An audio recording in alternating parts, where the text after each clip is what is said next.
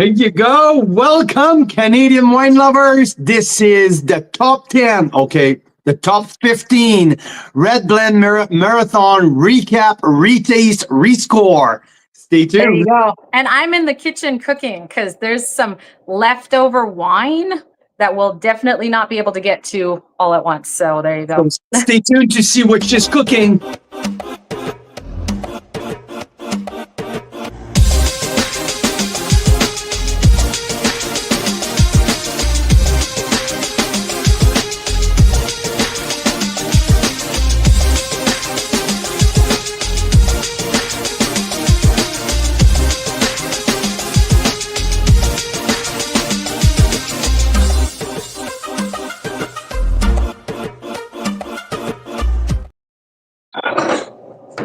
There you go. Canadian wine lovers, Carl's Wine Club members, Mira Boucher, the chef. Boucher. Welcome.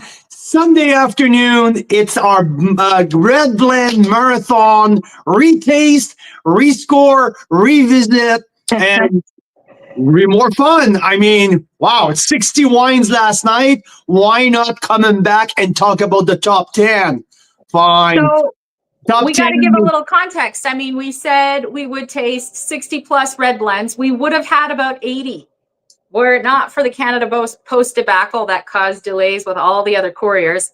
So we ended up with 59 last night and 20 or so on the way still. So we'll sort of still taste those over the next week or two as they arrive with you guys. But yeah. Quite the evening. So the reason I'm in the kitchen is because this is my only opportunity to get a Marry Me short ribs on. Okay, I have these lovely short ribs here. So while Carl is retasting our top 10 or 15 or so, Carl? Yeah, I like to say top 10 because it sounds great, but I mean it's a little bit more like a top 15 up here. Yeah, I want to talk a little bit about the value because we had some great value wine as well. Oh, look at that! Look at this beauty! And I have to tell a little story about these short ribs. So I went to our butcher shop yesterday, rushing like a maniac before that 2 o'clock hit, and we start the marathon, and there is like only 2 little pieces of short ribs left in the display. I'm like, oh no. She said, oh, what, you're looking for something specific? I was like, yeah, I need like 10 big pieces of short ribs. She's like, oh, we only have 2 left. And by saying that, the butcher walked by. He's like, don't worry, I got the big piece in the back. I'll cut them off for you. Come with me. Let me know how you want them.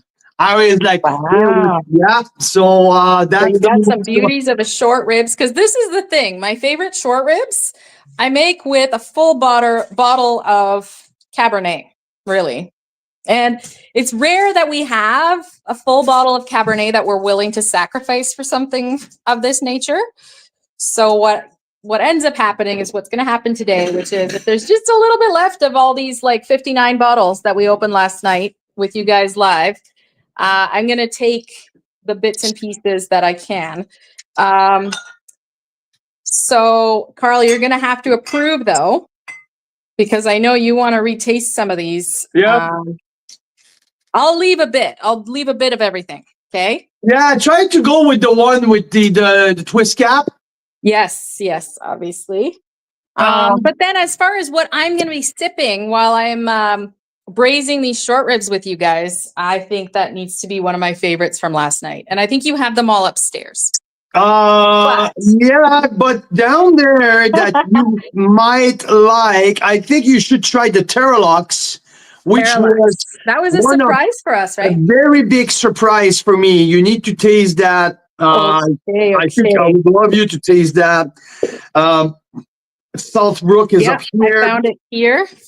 Maybe you want to give a Phantom Creek a try because you haven't really didn't make it so far. Maybe the Becker Cuvée. It might be big for you to start. Okay, I'll have multiple glasses going as I'm cooking. And inevitably what will happen is... And I would suggest that you go with the 17 Vertigo. Okay. Something a little lighter, crisper with 50% Barbera in there. Might be something you like to sip on. I have for me to sip on. But what we need for the short ribs are some nice big wines. And I remember the Sette Copa from D'Angelo. Use some of the, but not all, because we have Sal's niece coming over later. Yes, that's right. Okay, so this one, I'm going to put some of it in there.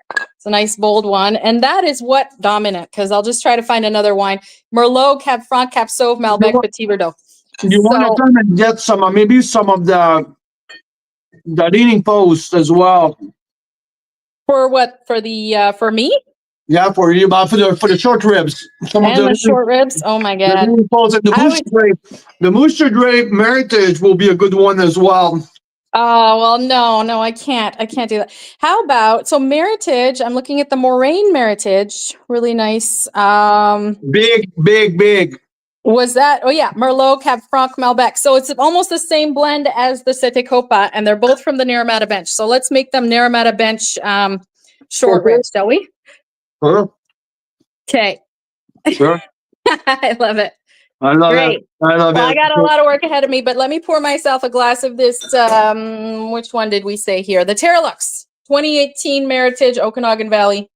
Yeah, it was quite of a surprise for me. So 2, 4, 6, 8, 10, 12, 14. Yeah, I have 14 bottles up here. Okay. Now we're gonna retaste, and yeah, that's quite exciting here. What a night we had, and let me recap a few things. Okay, I want to talk a little bit about the value wines before I talk Mission Hills. Because I have some stuff to say about Mission Hills, and I have some stuff to say about scoring, like about the 100 points scoring system. I know that was a huge conversation last night. So last night we had Richard De Silva was in the house, which is one of the I would say like the most known and talented winemaker here in the Okanagan Valley. Rob Hammersley was here, owner at Black Market Wine Company. Rob was the recipient of our first ever BC Winery of the Year. So we had Daniel Bonterin, owner at Bottega Wine Studio, the Seven Direction, like the Rosé Master. So we had some pretty prominent winemaker in the house, so we had some amazing conversation. They were there for almost the whole tasting, listening and tasting, and then having fun in the background. We also had Clay Martin at the BC Wine Review, and also some amazing members. Shout out to George and his wife who came over, and Chris. Also, what's her name and her son? Kelly and her son, and so we have a nice crowd, and the 100-point conversation came around. So that was all around a really nice conversation, but mostly also to have all of these people from BC who don't have the privilege to taste as many wonderful Ontario wines. I think they were extremely pleased and extremely impressed with the showing of some of the best. Oh, they're good. They look good. Some of the best red blends from Ontario. So we have absolutely spectacular stuff open here. I didn't even look at in my top 15 up here.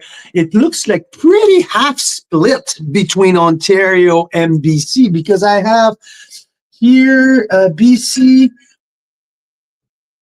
1, 2, 3, 4, 5, 6, maybe 6 BC, 9 Ontario, something like that. Yeah, kind of. Anyway, close to half and half split, and that was one of the revelation last night when people were like, "Oh my God, we all thought that BC were making much bigger wine." Oh, yeah, that's the I forgot that one. And so BC should make bigger wines than Ontario, and this and that. So anyway, it was really, really, really interesting of the conversation, and seeing also all of these different vintages how they were showing and all that. So amazing night. We went live for 5.5 hours. I survived 59 big red blends. You sure did, like My a champ. Look Like at my teeth. Yeah, look at my They're teeth much today. better than they were last night. Oh yeah, I mean, yeah. like, oh man, after 5.5 hours, I tell you one thing, my teeth. Oh, you should see my kids' reaction when I walk upstairs. They got scared of me. Yeah, but here we are. We're gonna do that again today. Well, not all of them, but I have 15 that I would like to retaste. First, I want to talk about the value wine really stood out to me. I had the Meritage from Musha Drake. Really stood out to me, and the Cuvée Winona from Leaning Post. These two value wine, also with the Burnship Bay, the Burnship Bay Reserve Red, were the three Ontario value wine under $30 that absolutely shined and over deliver the price point. So shout out to these three. And also BC, there's very rarely now, it's hard to find some great BC value wine. For $25, I don't think that you can find anything better than Mayhem Cabernet Merlot. I mean, this is absolutely a stunning wine for $25. There's barely none on the market anymore, and definitely not at that level. The only other one, I mean, like, it's nothing under $30, but it's Black Market Wine, the Secret Society Red 2022 vintage. But now we're talking more of a $35. Is it still part of the value category? It depends on how you define value category. For me, I mean, you can have great value even at like a $50, $60, $70 wine sometimes. Yeah, but if you're looking for top value, we are probably looking at like biggest bang for your lowest buck kind of thing. Oh, that's the thing, right? So now, like, we're not at the 25 or like now under $30, what I kind of define like the entry level price point. Let's put it that way, because Black Market Secret Society Red 2022 is definitely a super value wine, but $35. So that's where the state of the BC wine industry is at now. It's to find a wine under $25, especially a red blend. Hard. It's almost impossible. It's almost impossible. Yeah. You find it from the big guys. Which are, and more than often they blend international grapes with that, and so it's not really what we're looking for. So in terms of not necessarily VQA, but 100% BC or 100% BC grapes made artisan, like in an artisan way, not necessarily the big commercial production. That's right. It's really hard. So shout out to Black Market and Mayhem.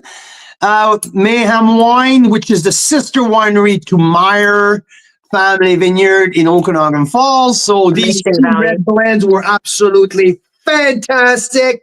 And shout out to Leaning Post, Musha Drake, and Burnship Bay from Ontario. Burnship Bay at $25. Burnship Bay and Mayhem head to head. I would be curious. I should try that head to head. Burnship Bay and Mayhem. Yeah, you have them up there. I have Mayhem, and I don't have the Burnship Bay bottle. If you it's there. Give me a second. I'm gonna find it. You guys can come with me. There's an anchor on the cork. So I know exactly what they look like. So I love those wines. Start with that. The two $25 wine head to head, just to see. I found it. So let's do that. So we'll start with the Mayhem 2022 and Burnship Bay 2020, and it's awesome. We like crazy. Burnship Bay, this is their 2020, is their current release, the Reserve Red. So quite interesting. And here we have,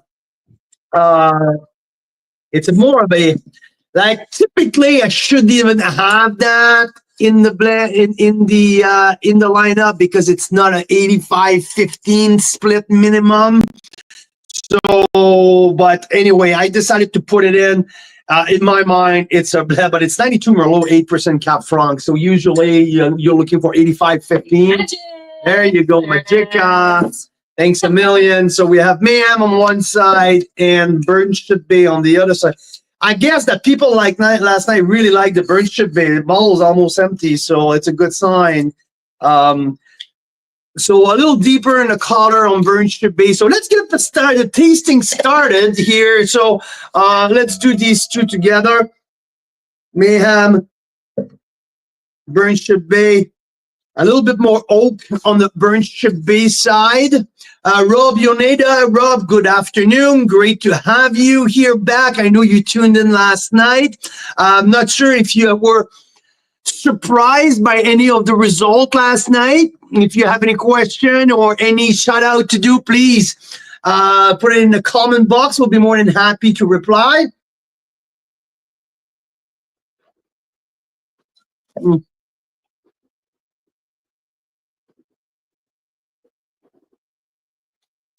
So Mayhem here.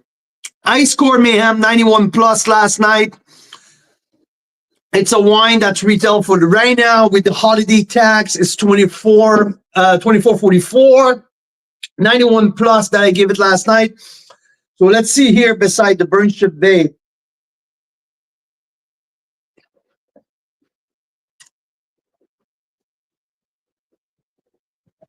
Yeah, Burnship Bay is definitely bigger and bolder than the Mayhem. Mayhem is more on the crisp, crunchy red fruit.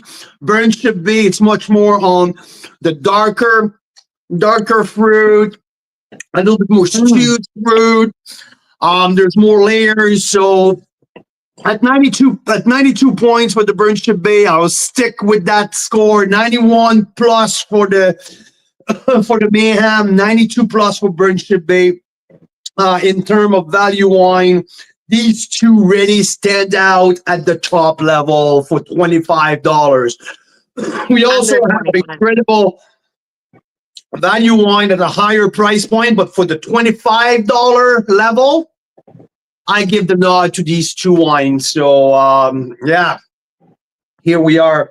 That's a nice start here to refresh the palate.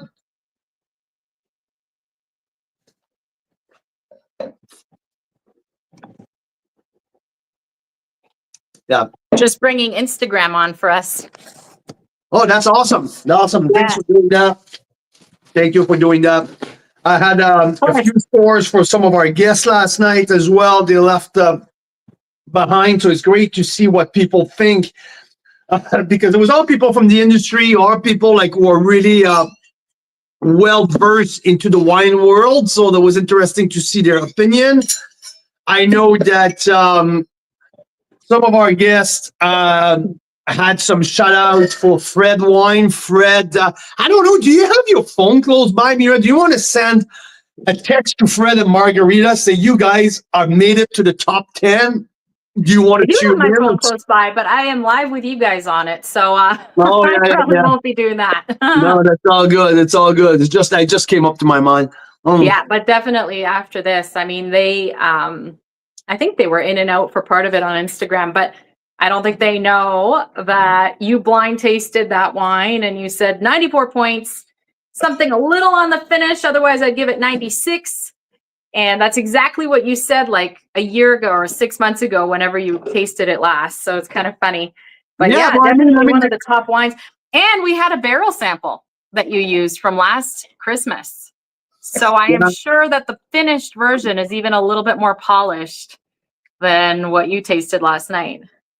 I mean, that's one of the things that I'm really happy about last night. It's that we did these 12 wines blind that I had no clue what was in these bags. So all the Fred just joined. Bam! That's awesome. Oh, yeah, you guys made it. Okay, let's recap. Fred, Margarita, thank you for tuning in. They blind tasted me with 12 wines last night. some of the very top of the price bracket. They put your wines in the blind taste. But it was the barrel sample you sent us last Christmas, so it's a year-old barrel sample. I was like, either it's going to be, like gone because it was a barrel sample, or it'll be just as glorious. And it was. Well, no, I don't think it was a barrel sample. What I think the wine was bottled, but it was no label. They didn't have a clue of the logo or anything. Yes, so I don't believe that it was a barrel sample. I think the wine was already bottled and resting in bottles. But basically, Fred, what I said when I tasted that wine is I had no clue. And by the way, you were in the same flight than Painted Rock. You were in the same flight. No, was it? No, he was on the same flight than De Silva and Mission Hill. No, not Mission Hill. And okay, I'll tell you. I have my notes here. Really? So they were on Ice Cellar.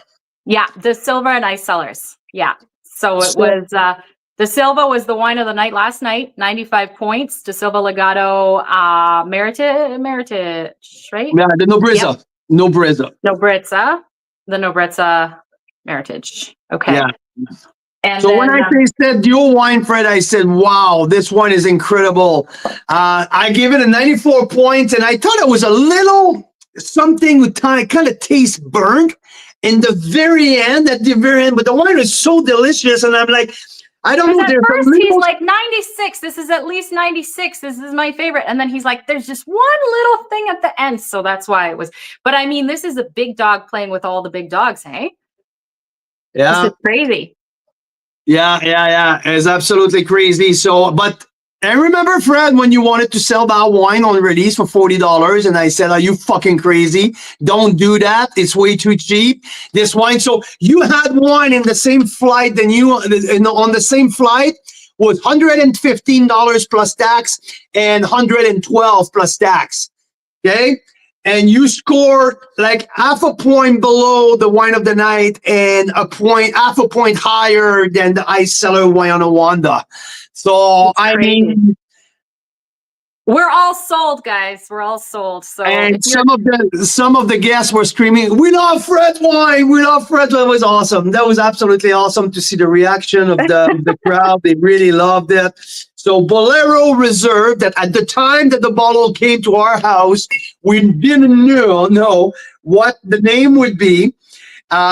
Was one of the wine of the night last night, Fred. So when you talk that I was crazy to tell you to sell that wine for $60 in hindsight, 70, I think it's now what, 65 or 70? In hindsight, I was not that crazy. Okay, on the flight, blind taste. Everything was completely blind, Fred. Completely blind. I didn't know what was in my glass. We weren't the only ones blind tasting last night. We had other winemakers, and we had members here with us. There was a consensus around the room. Yeah. So anyway, so that's a story. Thanks for joining today, Fred. It's great to have you on. So we're gonna retaste it a little later too. So so Mira said. That's the wine of the night last night. Nobrezza from De Silva.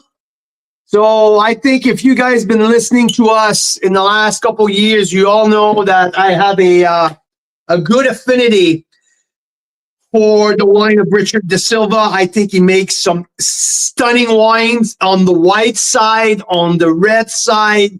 I'm a big fan of what he does. This is the wine of the night.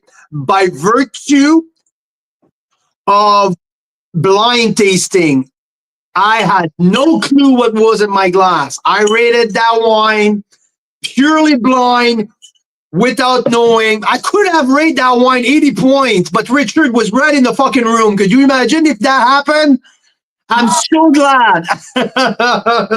But I didn't know it was in my glass. It was purely blind. So, the highest rated wine of the night was Nobrezza from De Silva. And I would like to retaste it today. I would love to, but the bottle is empty. before I lost control of the crowd, and before I said, guys, I need some left for tomorrow, and that was too late. So, but we have good news. We have good news, don't we? Richard is on his way over to bring another bottle. So, for real? Yeah, well, I don't know if he's going to be here by the time the live is over, but he's definitely bringing you another bottle. They're coming back tonight. That is freaking awesome. Yeah. That is awesome. Okay, so before we start retasting, I'm telling you, 95 points was the highest score of the night last night with the Nobrita, and it was outstanding. So now let's start some retastes here. First, a quick question. Hold on, from Rob. So yes, Rob, many of these wines are going to be available. Give us a bit of time to put together, for anyone that wants like a 6-pack or a 12-pack of all the sort of top ones. But definitely, if you just want a couple to add to your Leaning Post order, we can definitely do that. Any ones in BC can probably be added really quickly, and any other ones might take a week or two. But yes, we will be your personal shoppers, and I'll actually put the link in so you can see the ones that are already on for members, and then other ones we'll make available tonight, tomorrow, and send an email about it. Keep going.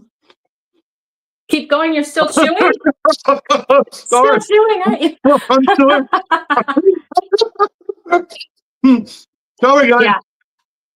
I just got back from the rink. I was coaching hockey this morning, so I'm so happy to have my teeth clean. How very Canadian of you to be coaching hockey like that. 9 years old with blue teeth like last night. I'm not sure if it go very well. I can see my pregame speech with the parents in the room with that kind of teeth. Not sure if it'll go very well. But so one of my surprises last night was this bottle. Altitude from Upper Bench. Upper Bench, yeah. Upper Bench Altitude 2020 vintage. I thought it was very surprising.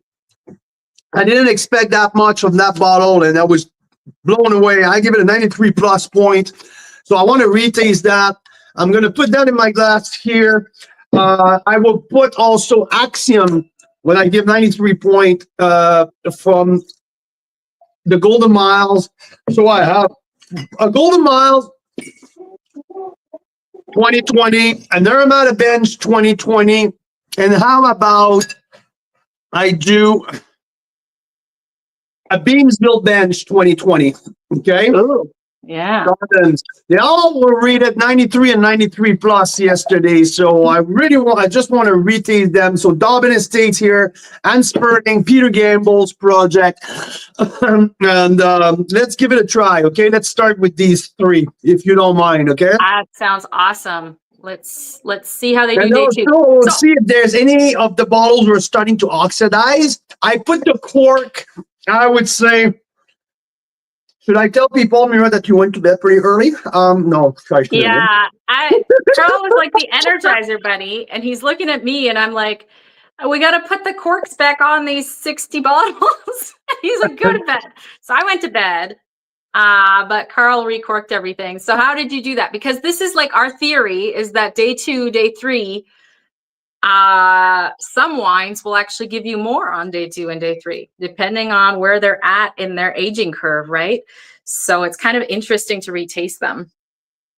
Very interesting, and that's the whole purpose to be here today. But sometimes, like if you go, like if some of the bottles were really low in quantity, I didn't pump the air out. I didn't have enough of the rubber lid where you can pump the air out. I was pretty tired as well, so I just didn't go that way. So I just put the cork back on. So there was all of the bottle had some air in the bottle. So we'll see the evolution. Maybe some of them might start to get oxidized. Example, the Burnship Bay, which had only this left. So when I just retasted, the Mayhem, which had the 3/4 left, was tasting much cleaner than the Burnship Bay this morning. So that gives you an impression, an idea that more air is in the bottle, so less wine you have, more chance you have that the wine will oxidize faster, right? Because of the amount of air, the amount of air space you have in the bottle. Does it make sense, Mira? It sure does. But I don't think you can actually compress the airspace. Someone who's very scientific explained that to us. But what it does, I think, is it really makes the seal tight, right? Make sure that that seal is really tight. I think that's the thing. But whichever way, we know that when we pump the air out, we get a tighter seal, it lasts longer. So what you're saying is that this is almost like 2 or 3 days open now at this point, because it might have let a little more air in than usual, right? I have to tell you one thing, that the Dobbin right now,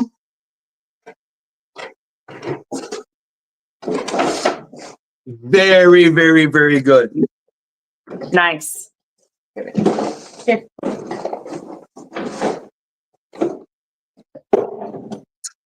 I mean, these are made by Anne Sperling and Peter Gamble, who are wizards in the vineyard and in the cellar. So,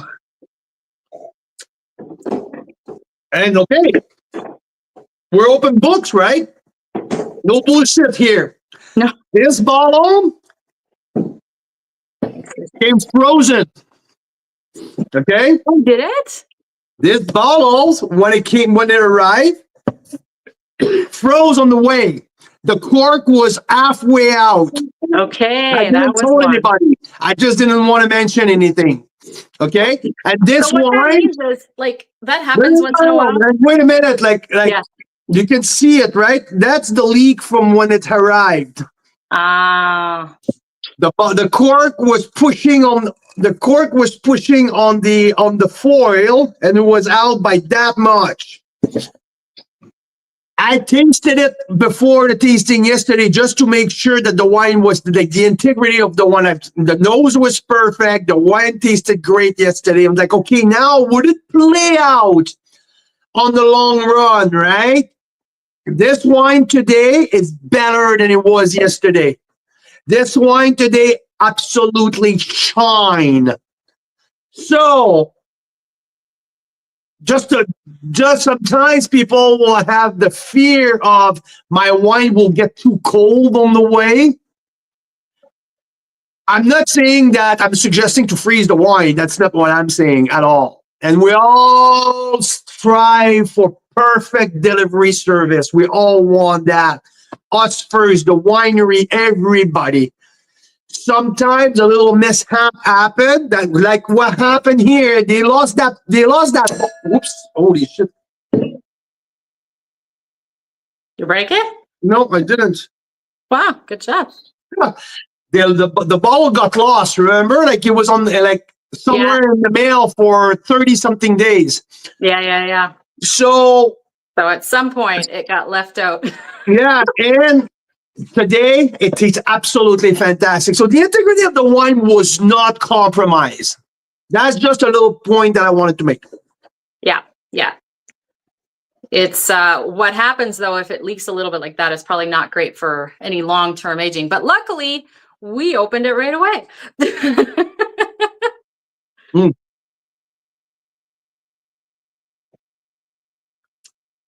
These 3 wines are fantastic today. Amazing. I'm not going to downgrade any of these wines. I will upgrade the Dobbin. Oh, the nice. Dobbin to a 93 plus. Ooh, that's the change that I would love make. it. The Dobbin is shining right now. Oh my God. If Anne is listening, upgrade him by a half point. The nose is so expressive right now. Oh man, that I like that.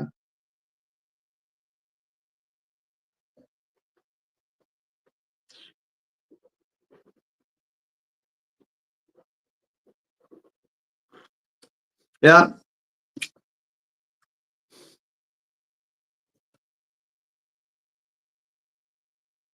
Lots of chocolate here with the Axiom. Lots of chocolate. much more graphite here. So the biggest difference between the altitude of Upper Bench, which is the price here, Upper Bench, uppercase. Upper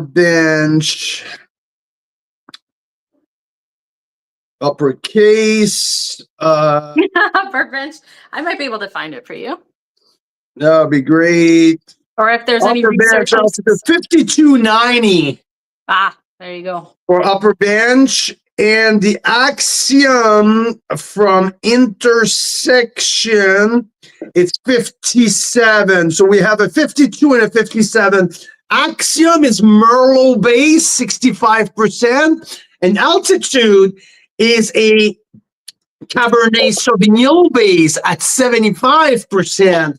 So 73%. So completely at the opposite of the spectrum here. We have Merlot 65 versus a Cab Sauv 75. So round and soft and cassis chocolate base on the Axiom versus graphite blackcurrant tannin from the Altitude. Both wine, I give 93 plus of the Altitude and 93 with the Axiom. Both wines are fantastic, but the Altitude has something. Oh, I like it. I haven't had that one yet. So I have the Terralux here in my glass. I would say my biggest surprises last night, like wines that were not on our radar ever, were that Altitude, the Terralux Meritage, which is a newer winery, and the Equipoise from Tightrope. Yeah. I didn't even know they make that wine, but it was phenomenal. Absolutely. Absolutely phenomenal. Equipoise coming in the flight very so Equipoise, it's interesting because the Equipoise was the youngest wine of the night last night. Was it? Yeah, the youngest wine of the night. There was the only 2022. It's only 22 in the whole tasting last night. Wow. And Mira, I'm super curious then what it's doing on day 2. The white bin. There's a white bin in the kitchen. Yeah, I'll send it up with one of the kids. Yeah, send it up with one of the kids, please. It would be greatly appreciated. Just need the white bin to dump the wine because these little Carl's Wine Club cups are gonna get pretty full pretty quick here. Okay, so for the other flight, I would like to do so. We did. 2 BC, 1 Ontario, all 2020 vintage to start, okay? So now what I would like to do here, let me think. 2019. There you go. Thank you so very much, sir. Thank you. I like that was a fast one. Good job. He's rocking the Calgary Flames jersey today. Oh, nice. Yeah. I like that a lot. Okay, so 19 here. Just this 21, 20, 20. Okay, well, let's stick with 20. No, 19. No, I know. Okay, 19. And let's do 2 BC. No, I need to do 2 Ontario. 20. This is what Carl is so good at, like figuring out which ones to taste together, what would be interesting. I'm just like, okay, let's just taste them all. Let's just do it. So now I'm doing 2 wines from the Fourmont Creek appellation from the 2020 vintage and a 2019 from BC. So we have our 2 winery of the year. First, Carl's Wine Club winery of the year here. Okay, side by side. And we have Ice Cellar Arena as well. So let's do that. Let me empty my door.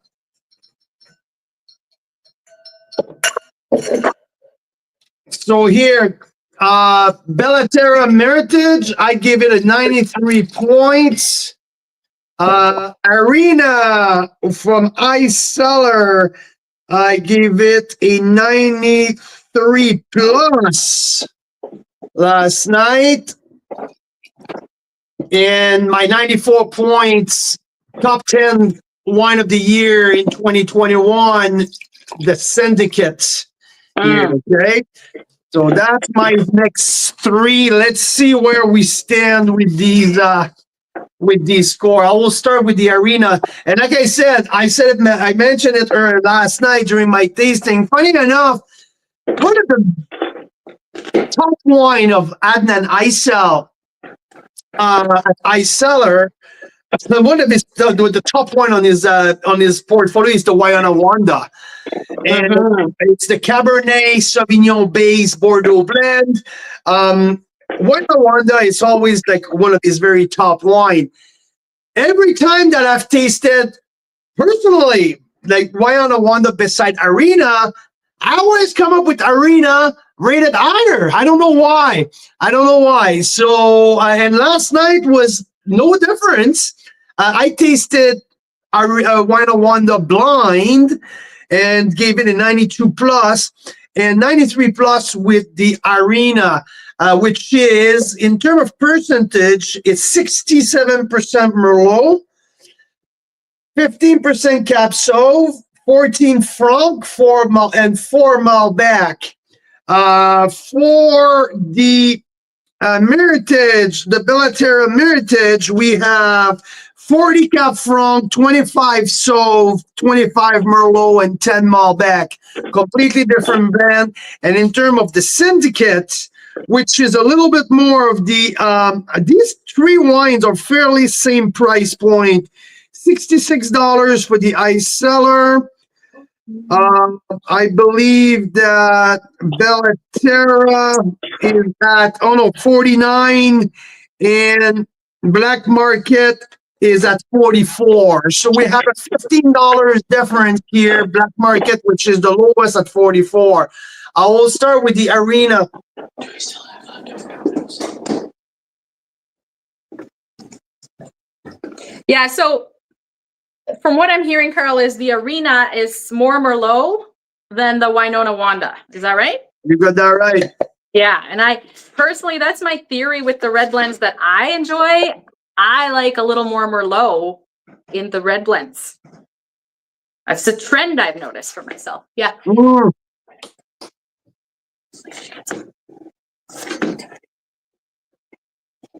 Oh, Arena is shining today. Oh, wow. Beautiful. Lots of chocolate. Lots of chocolate in Cassis. A lot. Okay.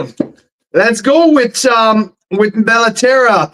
They're down the road from each other. They're very close. Both of them 14.9% alcohol. Just Bellaterra is 40% Merlot. Compared to 67. So more Merlot in the Arena, and Bellaterra here goes with 40 Cab Franc, 25 Sauv, 25 Merlot, 10 Malbec. More Cab Franc here on the Bellaterra.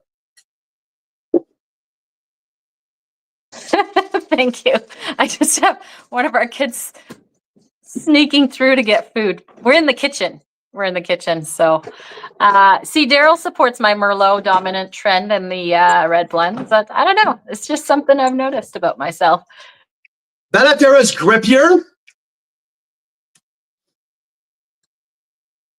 Yeah, more tannin on the Bellaterra side, softer and more, let's say,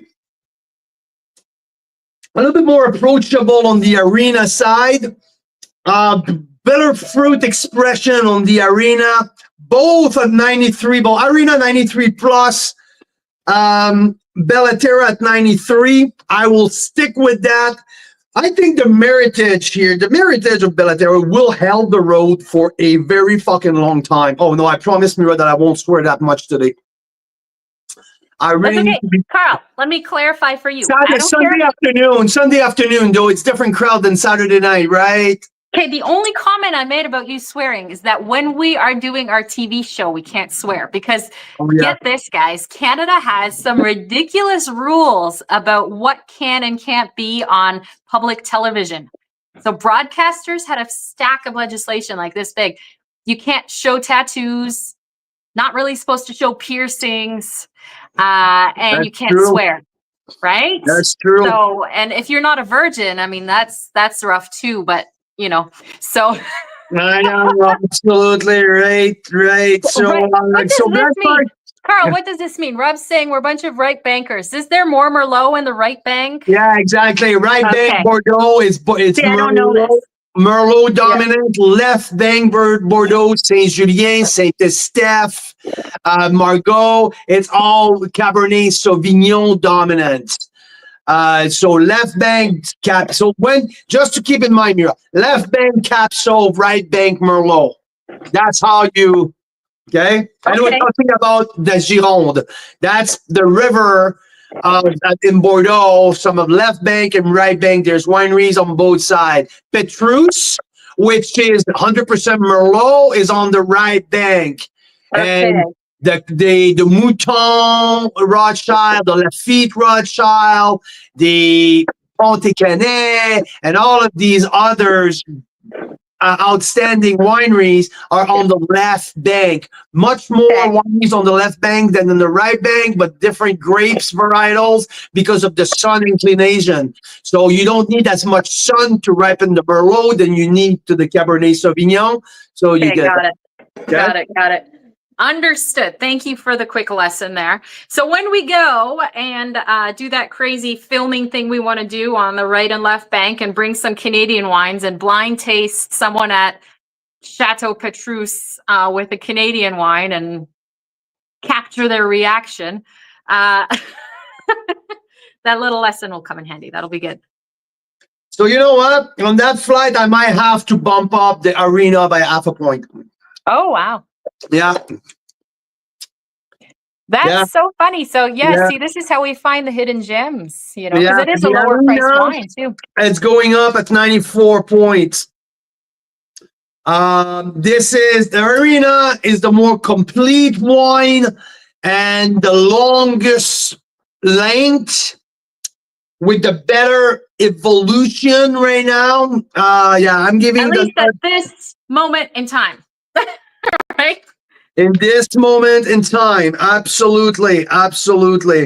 Where are you here? Ice Cellar, Arena, plus.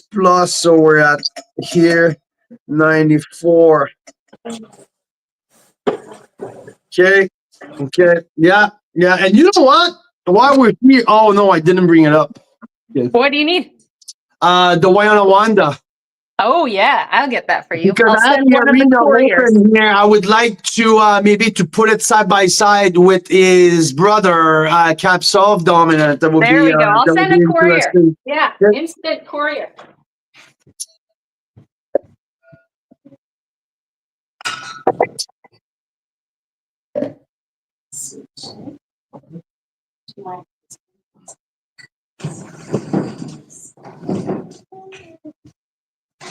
Do you have enough glassware, Carl? Oh yeah.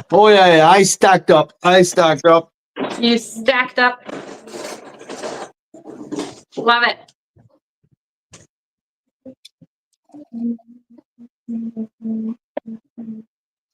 Okay, while I'm waiting for Wayana Wanda, I just poured in my glass here, Hidden Bench, La Brunante, and Painted Rock 2019. There you go again. My teeth. There you go. Merci beaucoup. Oh, okay. That I don't need. Thank you very much. Greatly appreciated. Thank you, sir. So now because I have Arena, which is the Bordeaux, the Merlot dominant blend of Ice Cellar, and we had the bottle of Wayana Wanda, which is Cabernet Sauvignon here. So, and it's basically right at the opposite, 67% Cap Sauv, and Arena is 67% Merlot. So exactly the flipped opposite. So let's see how Wayana Wanda. Oh man, the color of Wayana Wanda is so dark. We're out of oil. Okay, sorry about that. Just letting you know. Glad that I know now. Should I pause the live and go get some oil, or we're good? No, we do have olive oil. It's just Daniel said Patrice is on the right bank. I know that. That's what I said. And that's what. No, he's just pointing out that I like the right bank, and Patrice is on the right bank. And Daryl, we all know that you hung out with Mira long enough that you know that she likes the expensive stuff, right? You know that, right? So 2020, went on Wanda, same spec. I can't help it. I can't help it. That's okay. That's okay. I mean, that makes you charm. That's make who you are. But people needs to know that you're also the best bargain shopper who exists out there. It's really true. That's kind of the paradigm here, and it's kind of so funny. She loves expensive stuff, but she's the best bargain shopper. So well, the best thing is something that's normally very expensive that you get a deal on, but that hardly ever happens. So, you don't hold your breath for it, but the next best thing is when Carl finds something like the Bolero and it goes head to head with wines twice its price. Oh, shit.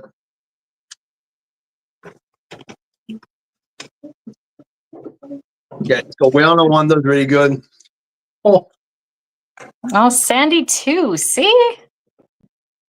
Great minds think alike.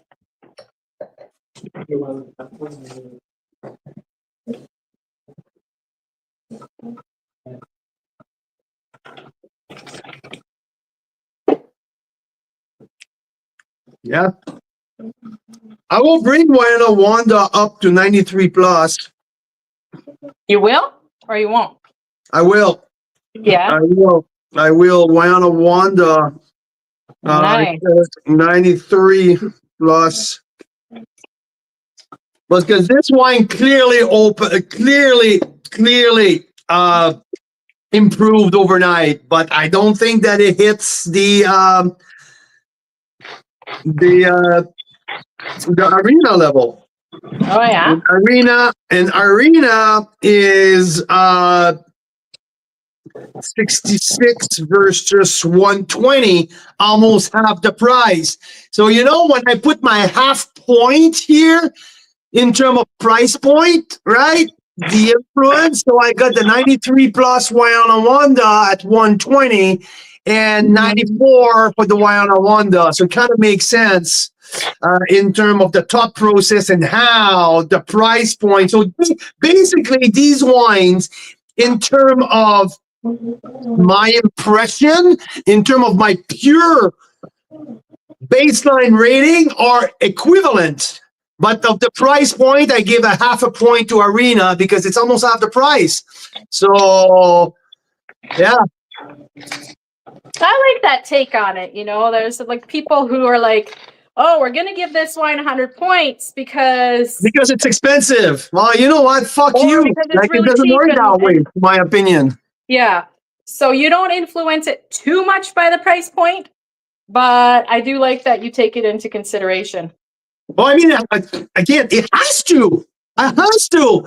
$120. For me, my expectations of $120 wine is different than my expectation of a wine at $60.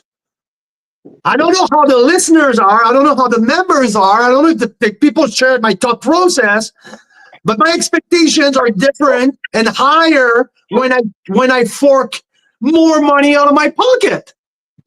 No, absolutely. It always is, right? Daryl's amazed by your energy. He is the Energizer Bunny of wine. I mean, that is the reality. Spitting helps, probably. I've never tried. I don't know, but yeah. You know what? You're lying, Mira Boucher. When I took my office back this morning, there was a spit cup on the desk. So you did that was just night. Because the wines were coming so fast. I didn't have time to finish every one, so I was just pouring them out because they were coming. Yeah, I was not spitting. Okay. But I will try. I think it's very interesting. I did try a couple times, and then I'm like, I don't know how this works. I can't figure it out. But the next two wines, we have Painted Rock 2019, and we have La Brunante from Hidden Bench. I have to say that La Brunante from Hidden Bench, it was one of the one I was the most excited about. Before the tasting, it's 2020 vintage. Last night I gave La Brunante blind taste. Where is my blind taste sheet here? I'll tell you. I have it here too. Please. So last night on blind taste, you gave La Brunante 93 plus. You gave it last night blind taste.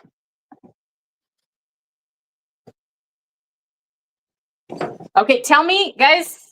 Carl, tell me if the sizzling gets too loud. I'll mute myself. Oh, Johan and Alain love the La Brunante. There you go. Oh shit! You made a mess? No, my cup was too full and my spit backfired on you. Yeah. Oh, the dangers of spitting. The dangers of spitting. I love La Brunante too, Joanne. I really like it. Super bon vin, c'est super bien fait. Les specs sur La Brunante ici, c'est 84$. J'ai 50%. I have to tell you guys something about Carl I've noticed. When he does get tired, his energy level does not go down, but he starts speking in French without noticing it. Seriously. Yeah. Last night he was talking to Anglophone. Listen, I did it on purpose because I'm just talking to Joanne right now. I just commenting on that. But last night, you don't even know. You started saying things in French to people that don't speak French. Yeah, that's very once or twice. It was just a word here and there, right? I understood. No, I do that. I do that. Especially, I do that. And especially when I travel to Quebec. Yeah. And I get to the end of the I start I don't shift French and English the right way anymore. I know it gets messed up a lot. I totally agree with you. I like it. About La Brunante, $84 here. So it's the same price. Oh, God, exact same price point in Painted Rock. So I have both side by side here. One is $88. The other one is $84. I have a 96 point John Schreiner and a 97 point Rick Van Sickle. So Rick Van Sickle. So I have the kind of same guy here. In the BC one versus the Ontario guy. So Rick Van Sickle, which rates mostly Ontario wine, very known by all of the wineries in Ontario, absolutely lost his mind on La Brunante. It's one of his favorite wines. I rarely seen Rick Van Sickle rate as high as 97 points. He gave La Brunante 97 points. As per the Painted Rock, John Schreiner gave Painted Rock 2019 96 points. So these two wines are very highly rated. And I gave last night 94 plus. Did I give Painted Rock 2019 94 or 94 plus last night, Mir? I think 94. Let me check. On the blind taste, Painted Rock was 94. 2019. Is this too loud? Oh, I hear it. I can hear it, but all right. I'll mute. No. Anyway, so and so back to these two wines. I kind of stick with my scores from last night. I might modify the Painted Rock up half a point. The grip. I love the tannin on the Painted Rock a lot. This wine is truly one of the very top wine that I had in the whole tasting. In the whole 60 bottles, Painted Rock 2019 is one of the very, very best. So Painted Rock 2019. I gave 94. I'm going to 94 plus. Okay. And La Brunante, I will stick with my 93.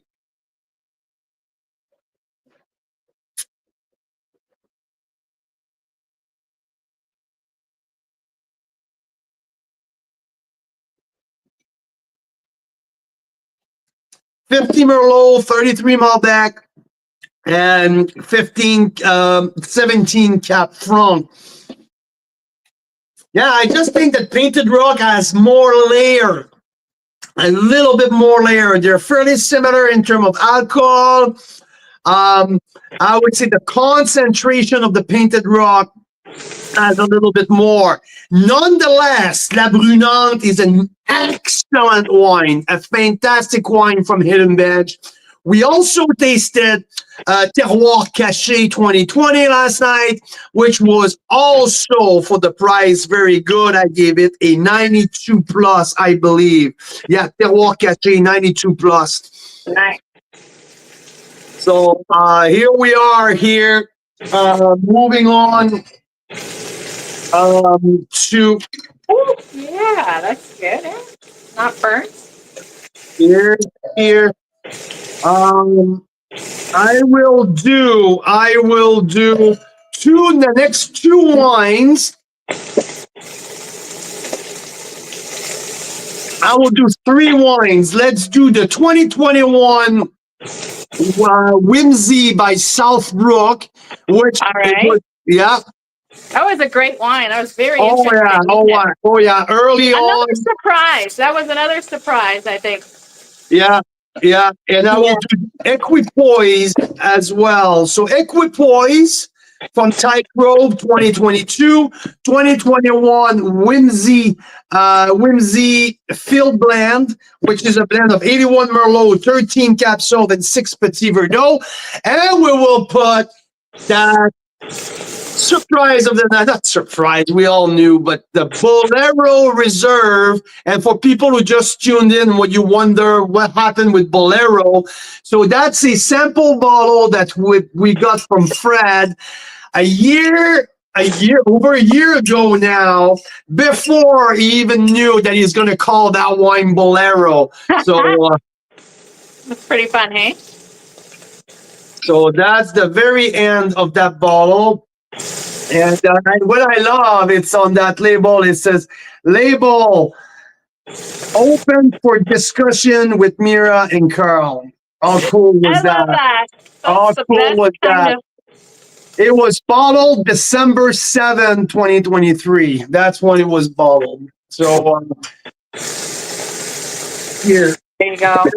Rated. So Bolero, I don't know if you tuned in at the very beginning of that show today. We told the story about last night. Bolero was tasted purely blind, and I rated Bolero earlier this year 94 points, but tasted non-blind twice this year.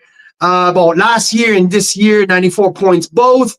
And last night, purely blind, without a clue what was in my glass, I tasted that on the second flight, a 94 point again. So, and I was tempted to go 96 points, but there was a little burnt, something that I felt on the very, very back. And I said, no, I'm going to go with 94, which is exactly what I rated that wine twice in the past. So, yeah.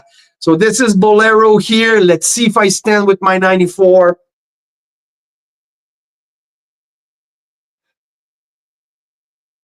These wines have held up the night very, very well. So Bolero, Fred, Bolero, probably at the very top of the list here. So Southbrook was $39, including tax. Bolero, Fred, Bolero, where are you?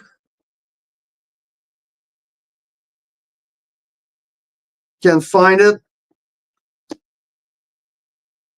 What are you looking for Bolero? I'm just looking for the blend. So the blend on Bolero.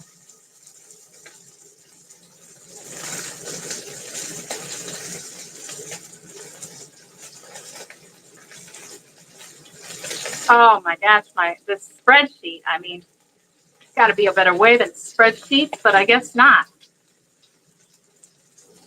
The tannin are still there. The syrup pops up. The blueberry. I mean, man, I love that wine again and again. Every time. Okay, I have the blend for Bolero. Please. It's 34 Syrah, 25 Cab Franc, 25 Merlot, and 16 Malbec. So 94 points. This wine stand as one of the best wine again. Even if the bottle was almost empty overnight, and I'm sorry for my guests who are coming over tonight. There's a couple wines that they won't have the chance to taste, and Bolero is one of them because the bottle is empty again. It was a big hit last night. I had to take it away, go hide it overnight.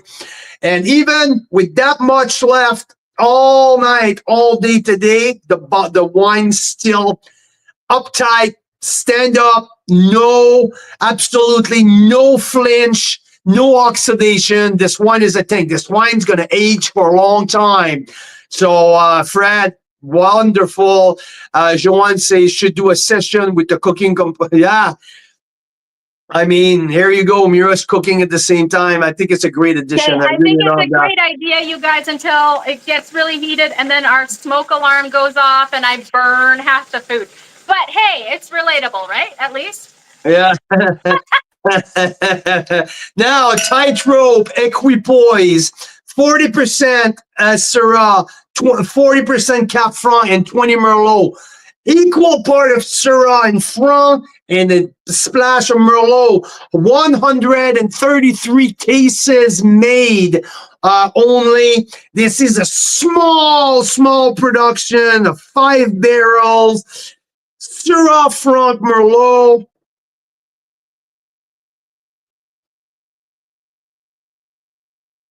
At Tightrope, $52.90. So it's a $55 wine.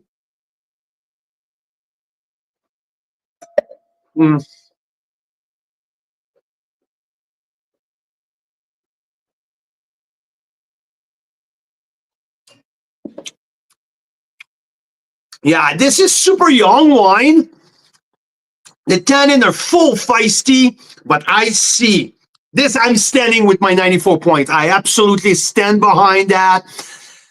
Graham O'Rourke, if you're listening, that Equipoise 22 is something else. I freaking like it. Outstanding, 94 points. One of my surprise of the red blend tasting. Absolutely. Moving on to the 2021 Field Blend, Whimsy. This is a wine club exclusive at Southbrook. This one is not available anywhere else, and it's a $39. It's a wine under $40. I rated that last night 93 plus. Let's see.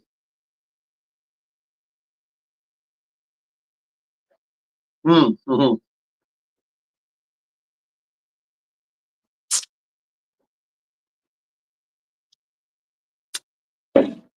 Super expressive. All of the expression of the Merlot up front. Petit Verdot gives some lift and some floral. The Cab Sauv brings some backbone into that. For $39, absolutely.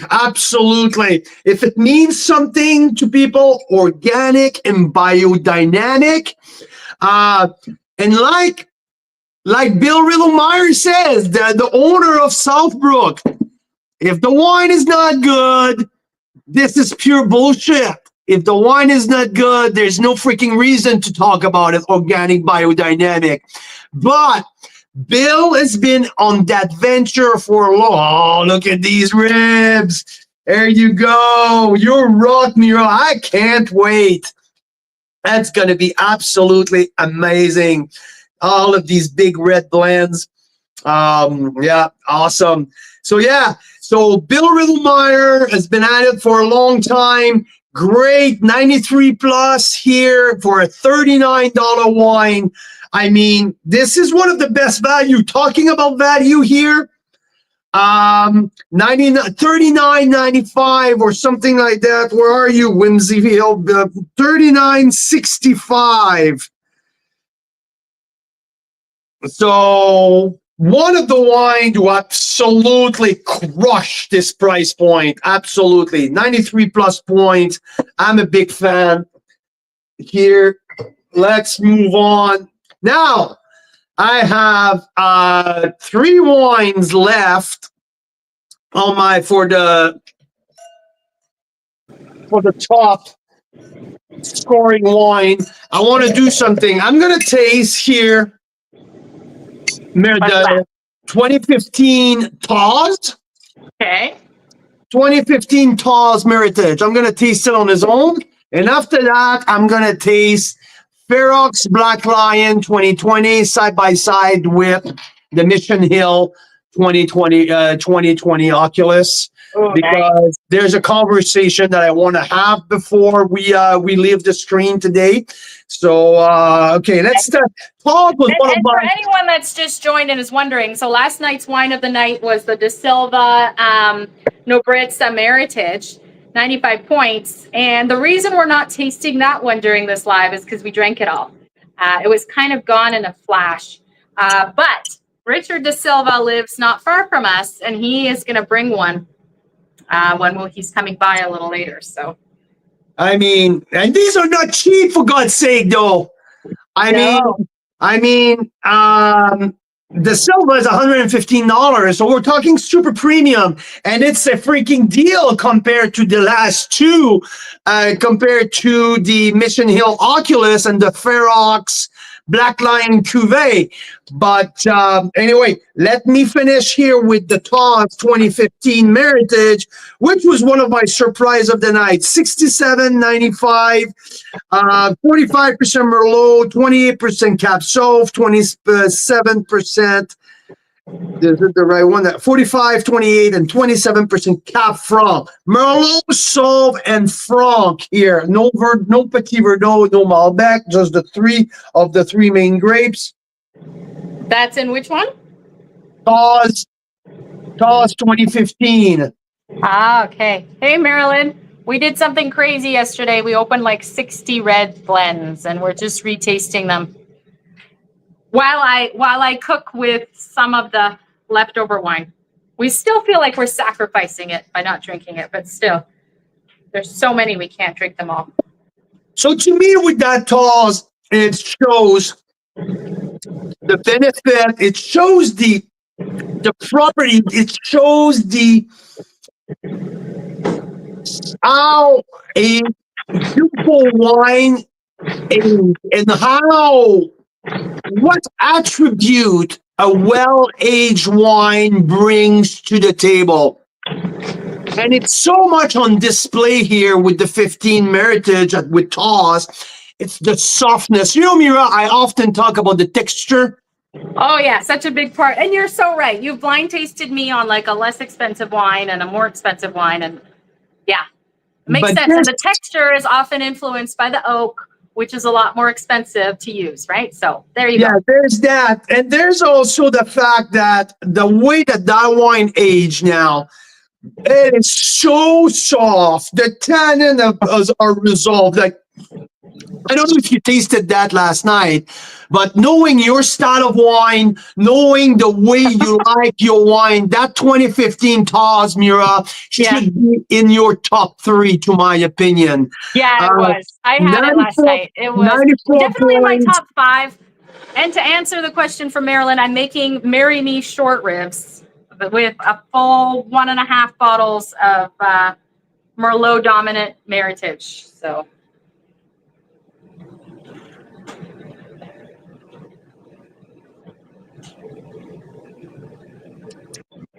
But I'm actually doing something kind of crazy. Carl, I didn't get a chance to ask you what you think of this. Maybe you guys have experience. So we have the short ribs, as many as would fit in my pot. And then there's more people coming, possibly staying for dinner. And they were out of short ribs at the store. So I picked up stewing beef. And I thought maybe I can put the stewing beef in with the short ribs, like after an hour or something. Why not? I'm thinking the stewing beef probably needs less time than the short ribs, right? Not necessarily. Put them in together, you think? Yeah, just put them all on. I guess I could always take them out early if they're looking like they're gonna dry out or something. They won't dry out. They're just gonna fall apart, and it's totally fine. All right. So yeah, the TAWS 2015. I'm sticking with my 94 points from last night. Texture, well-aged, creamy, satin, velvet, like all of these terminology all apply to that one. Is just sexy, so good on the texture so side. many of those reds are very sexy. I love them. So and that TAWS win it all in terms of texture though. Yeah. Okay. Now the 2015, right? The 2015 TAWS. So so that's the second most expensive wine the fourth most expensive wine. The 2020 Ferox, the 2020 Ferox Black Lion Cuvée from Fabian Rice at Ferox and Niagara-on-the-Lake. This wine, I was so excited to talk today. It's a $200 bottle, 198 actually. But I know Fabian, I know Cubby, I know how Ferox build their wine. I had a feeling that wine will make his price point. I know it's hard, $200 for a bottle of wine, but when I tasted that last night, and again, please note, I tasted that wine purely blind. It was brown bag among 12 other wines. I didn't have a clue what was in front of me. I rated that wine 94 plus. Okay. And when it was revealed, it kind of validated my opinion on, yes, I know Ferox and Fabian Rice can make wine at that caliber.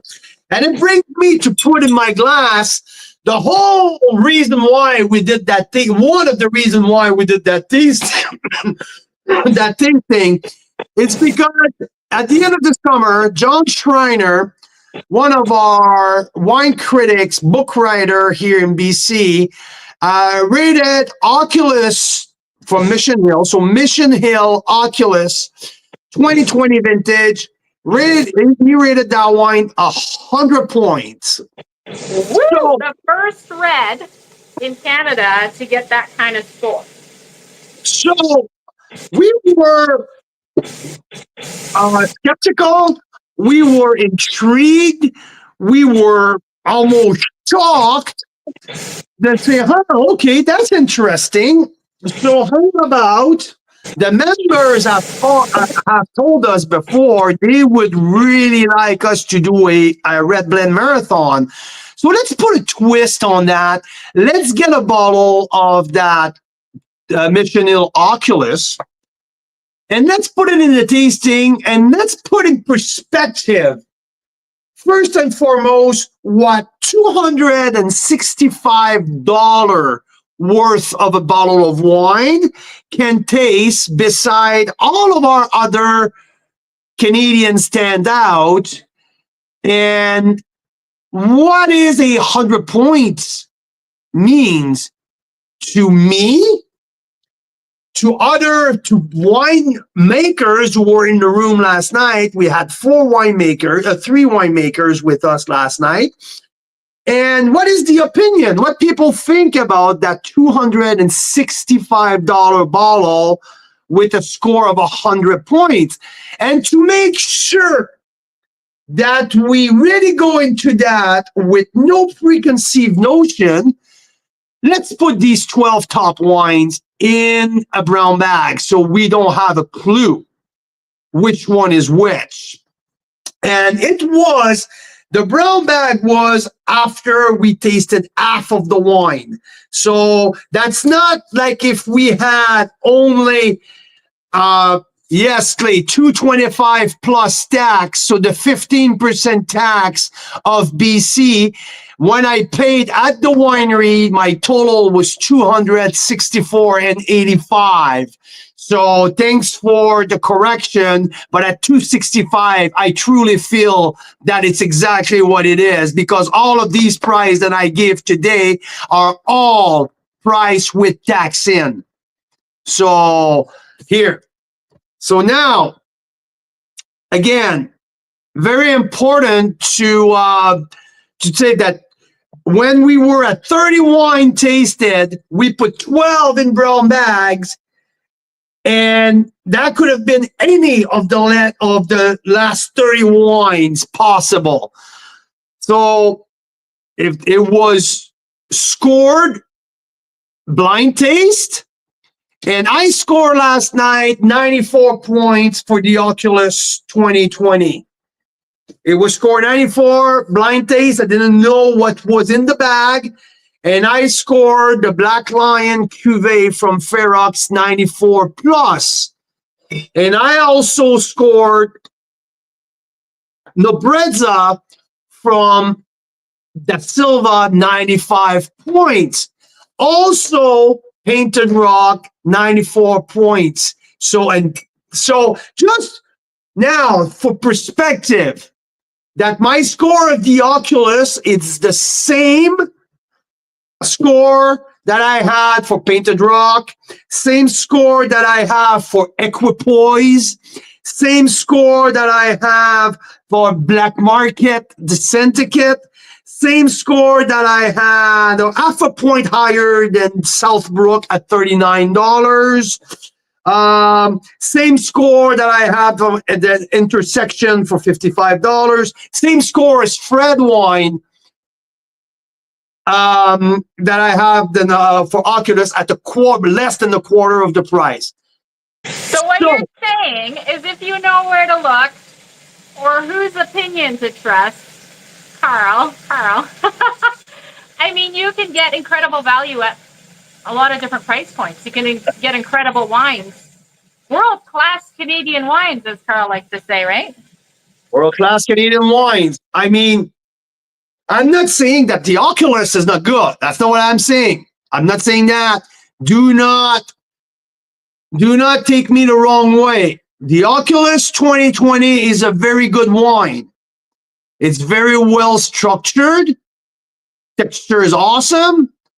Complexity is awesome. The tannic structure is awesome. There's a lot of great things from that 94 that I rated blind taste in the brown bag with no fucking clue what was in my glass. Don't burn your face, baby. What I wanted to say is Marilyn has a good question about like heavier, lighter body. And we saw it all, because that's one of the myths, is that Canadians can't do the bigger body reds, right? That if you're going to have all these red blends, they're not going to be full body. And we had the whole spectrum. I really think so. Right up to, I mean, the biggest body one was right from the Naramata bench, the Sete Copa from D'Angelo, which I'm going to be making the short ribs with, right? So, but the Oculus, I would say the Oculus was on the lighter side, wasn't it? No. Medium? Higher side. I just had another sip here. Okay. The cannons are bold. This is a bold wine. Bold, but I would say well balanced though. Well balanced. It's not the D'Angelo. It's not the Moraine. It's not Tantalus. It's not which other one were Tantalus stood out to me. Moraine stood out. D'Angelo. There was a few other who really stood out when being like, Becker, Phantom Creek Becker's Cuvée, heavier, denser. These wines are a little higher in alcohol. Here with the Oculus, it's not necessarily that it's higher in alcohol. Anyhow, it's at what? Where is the alcohol level here? Let me find out. at 14 on the dot here, 14.0. I would suggest, because by law, you can go 1% higher, 1% lower. I suggest that Oculus 20 by pure number might be more closer to 15.5, which is nothing wrong with that. It matches the wine. Now, and that's an interesting point, a little known thing, like especially for a wine like Oculus, I bet they gave that some thought, because there are some wine drinkers out there who, if they see 15.5, they won't go for it. They'll say that's too high, right? But if they go 14.5, they're like, oh, that's doable. And legally, that's allowed. So it's an interesting fact, yeah. right? Yeah. Now, I have the Black Lion Cuvée here side by side with my Oculus. Black Lion is at $195. So also a very expensive wine. There's outside of Mission Hill and Anthony Von Mandel Consortium, which own Martin's Lanes, Checkmate, were all known to have wine way above the $100 price point. At $200, there's not a lot of wine around in Canada. So Black Lion Cuvée from Ferox is very high up there. Same vintage here. I have Black Lion Cuvée at 13.5 alcohol. Definitely drink like a 13.5. Much fresher, not as much weight. This drinks much more like a Bordeaux style wine. The tannin are not up front. The Oculus, the tannic structure of the Oculus, it's much more on the first half of the wine. The Ferox, it's much more on the back end of the wine. The tannin doesn't attack you until it hit the mid palate. Big difference there.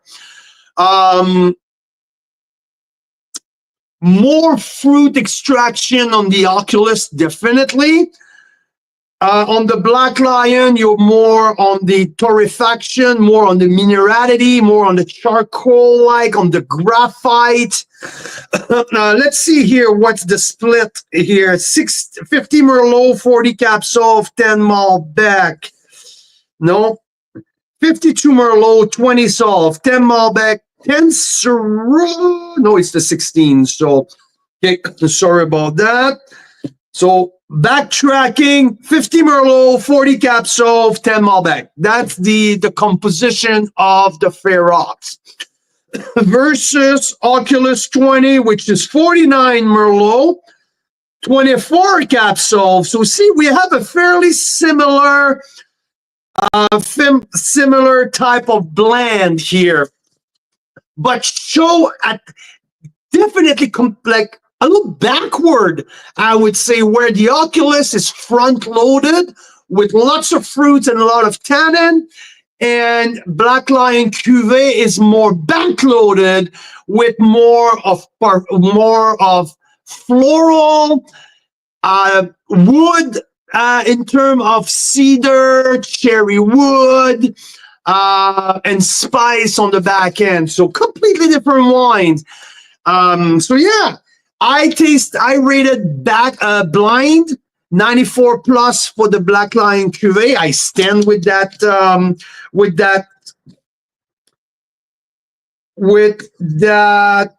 score.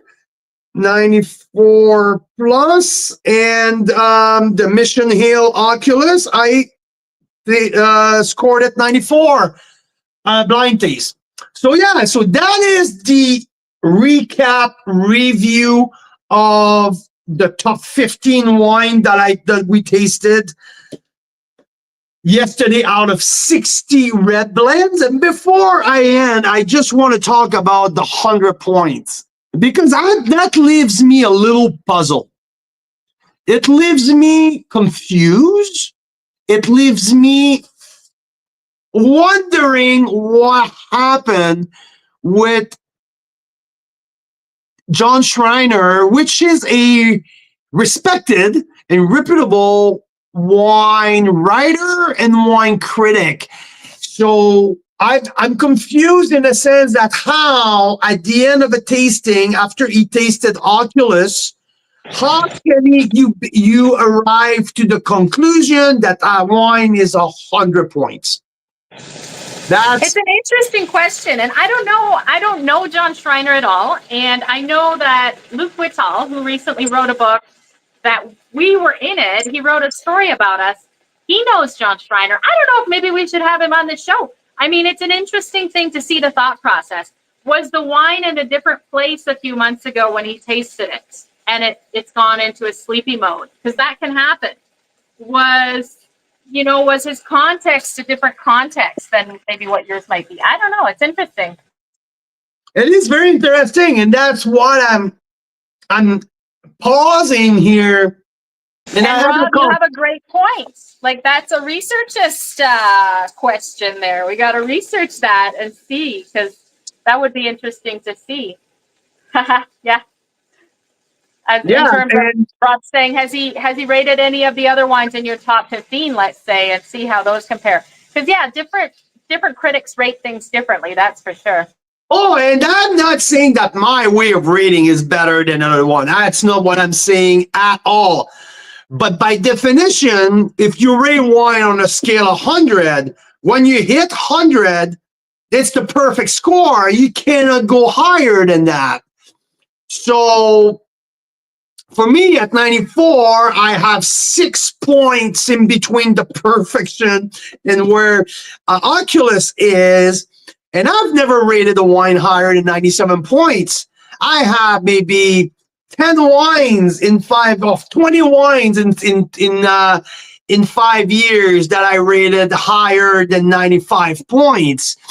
And so how you come up after tasting Oculus 2020, like I did last night, like I'm doing right now, putting that down, grabbing your pen, putting a few characteristics of the wine and say, yep, this is 100 point. Done. How do you arrive there? That's where I'm confused. That's where I have a hard time to understand. Oculus is a very good wine. Very good wine. There's at least, out of the 60 wines that we tasted, there's at least 8 who are at the exact same level that Oculus, to my opinion. Very important, to my opinion. So, I'll leave it there. Another thing that just crossed my mind. I mean, it's not how you rate wines, but possibly is he doing a future projection? I know John Schreiner has been rating Oculus now for probably like as long as there's been Oculus, like decades. So that could be another thing. It'd be interesting to know what was on his mind. Yeah. Oh, good point. Very good point. This is I just had another sip. Good wine. I would say the oak still has to go around the wine. There's the oak profile is front loaded at this point. It's a good wine. Keep in mind, it's $265 fucking dollars.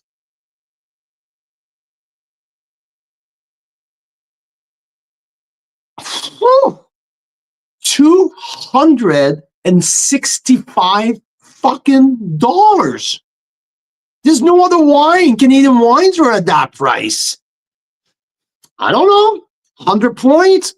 It make me pause. It make me think. I know he rated Red Icon 96 points. I had the Red Icon 2021 open, Rob, last night. I rated the Red Icon 2021. I'll tell you right here. Painted Rock, Red Icon, 93 points for the 2021 was my score. I mean, if we go that way, if on average John is putting 3 points higher than I do, it puts Oculus at 97 plus, 98 points.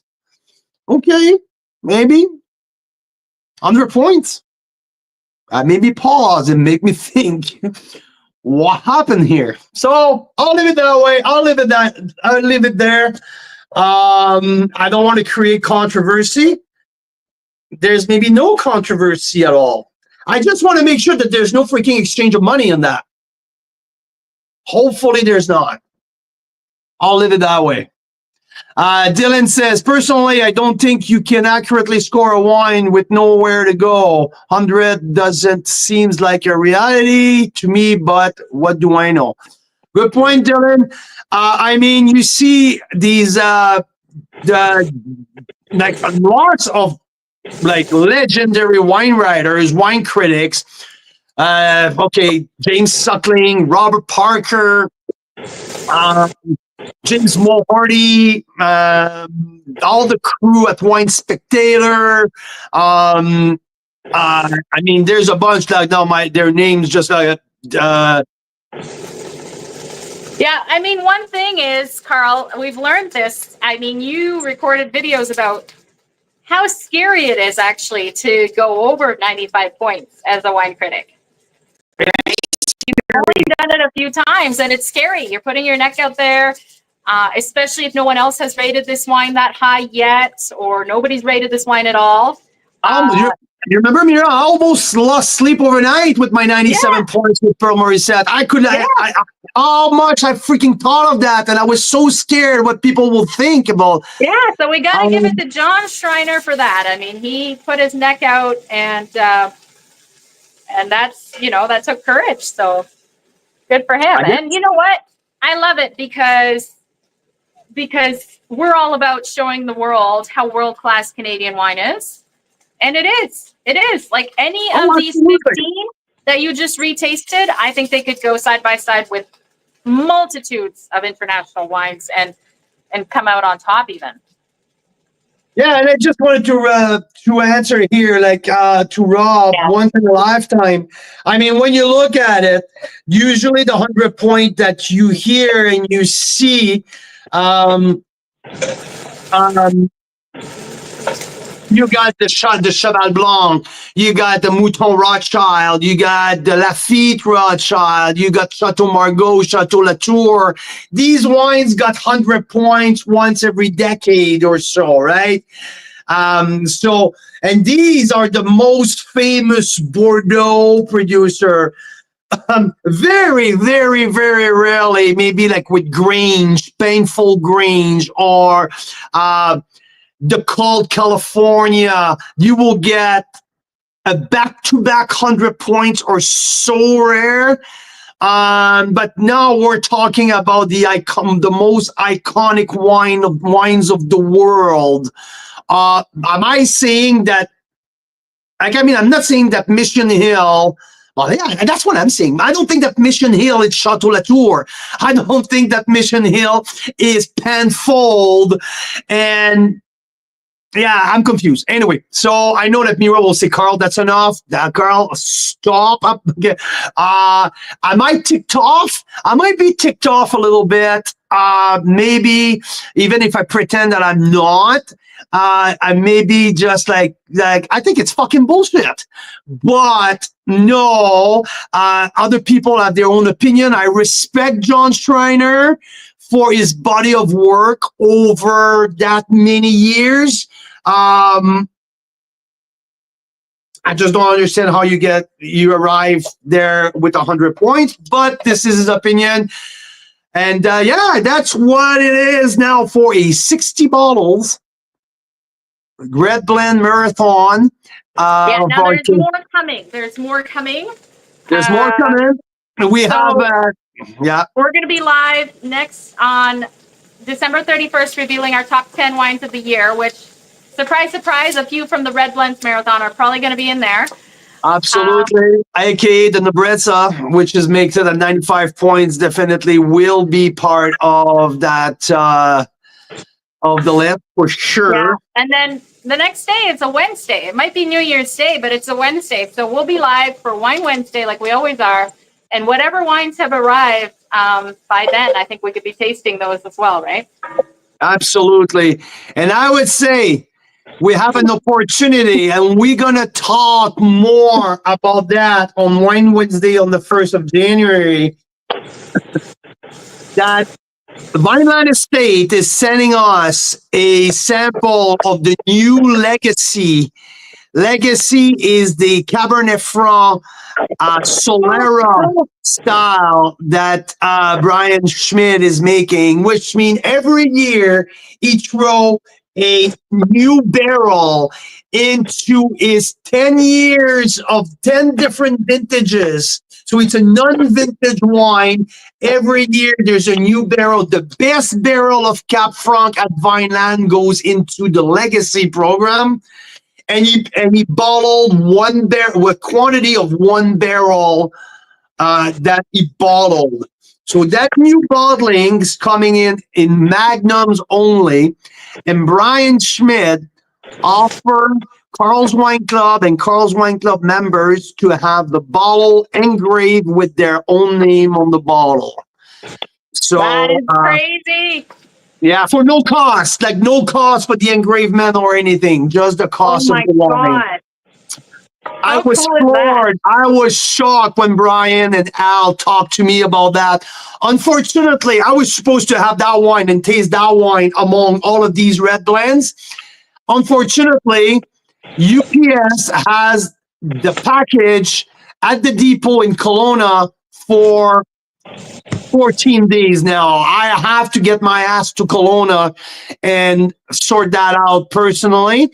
But when I get the bottle, we'll taste it and then we'll tell you more about that. But if you want to have, let's say, a gift for someone with their name engraved on it or something like that, it will be possible in early January. So stay tuned for that. It's really cool. That's a brilliant idea. Fred, Marilyn, Rob, Dylan, everyone who tuned in today, thank you for tuning in. It was really freaking awesome. I hope I didn't offend anyone with my take.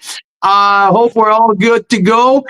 I wish you're missing the critical moment for the ribs, okay? Because after I pour the wine in, I just put all the meat back in and put it in the oven for like 3 or 4 hours.